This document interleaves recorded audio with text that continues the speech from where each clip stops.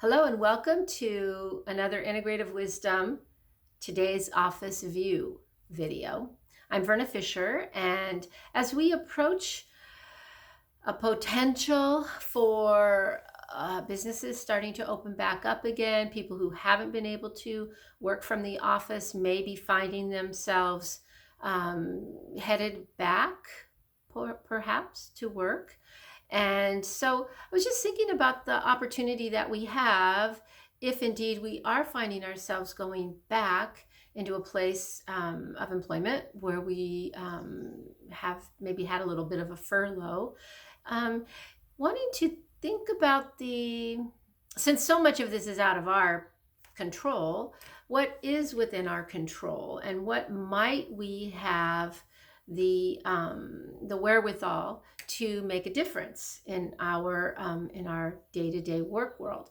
So I started thinking a little bit about the environment in which you find yourself when you go into an office, and what are those few things that you might be able to do to make it a more inviting space, and potentially a more healthy space, a more healing space for you. So I just thought that we would talk about that a little bit, and I decided to start with a story. So in one of the places that I worked, it was very important for the business model to get clients, right? I mean, that's pretty basic. And so you would think that that would be a straightforward workplace happening.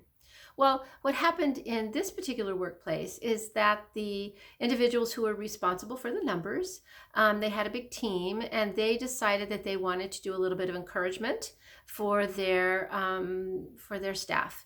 And the way that they chose to do it was to get a whiteboard, put it right in the middle of where everybody was, our common workspace area, and put up everybody's name and their capture, the number of clients or patients in our case that they had gotten for the week or the month. I forget now. I think it was monthly. And so when that went up, those of us in the clinical side, the non-business side, obviously, became, kind of taken aback by this very bold numbers game that was showing up in our midst. And there was a lot of angst over it.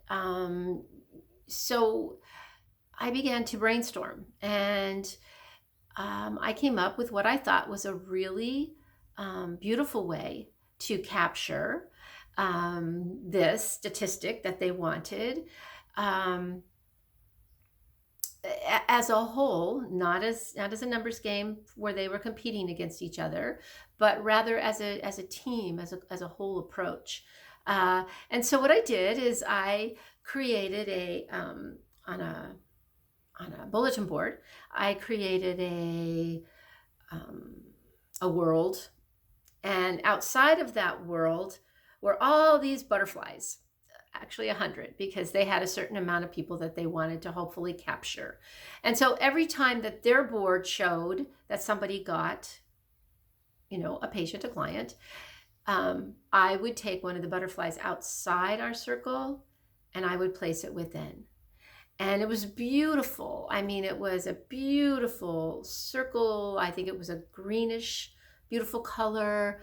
The butterflies were beautiful and lively, and they were all on the outside, and you could tell how eager they were to come into the circle, my view. And so it was like a transformation in a way that I could then encourage the rest of the clinical team and the staff to, instead of looking at that numbers board, focus on where this was, and to see the difference in how we're doing the same thing more or less, but it was much more inviting and much more inspirational, at least in a few of our minds. So that was my effort to make a change in a way that I could handle it much better. Now, it was in my space, in my cubicle, so it wasn't like it was out in the middle of the world like theirs was.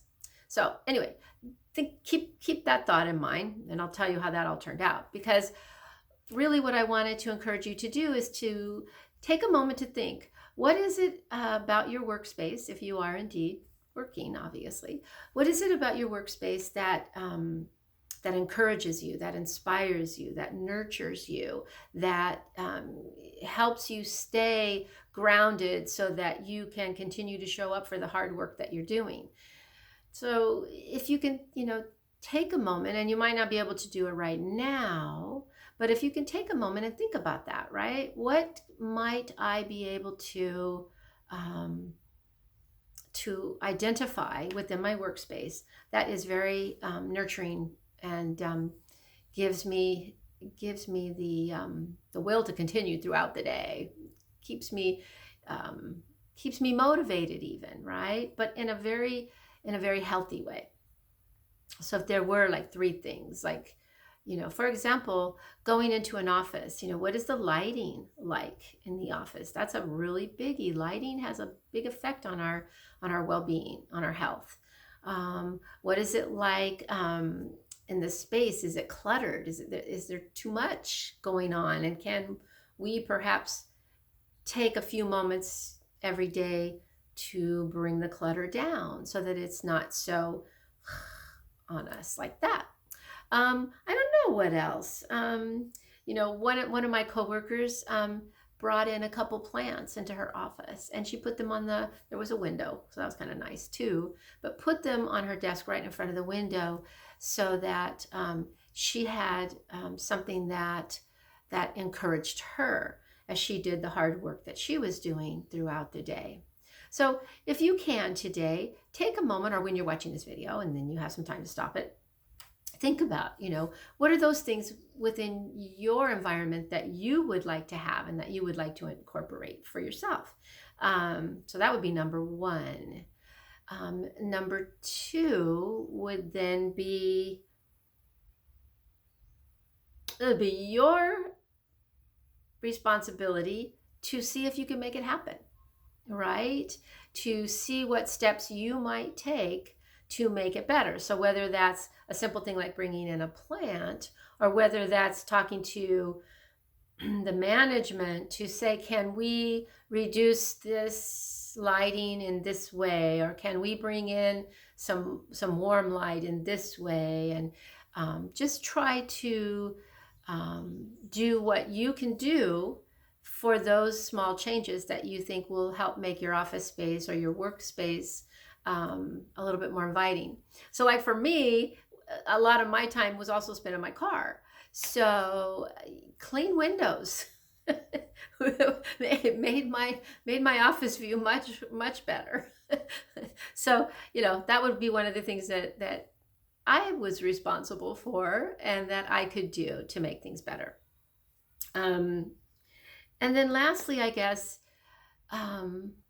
what's one thing that you can do right now that you can do to make the change?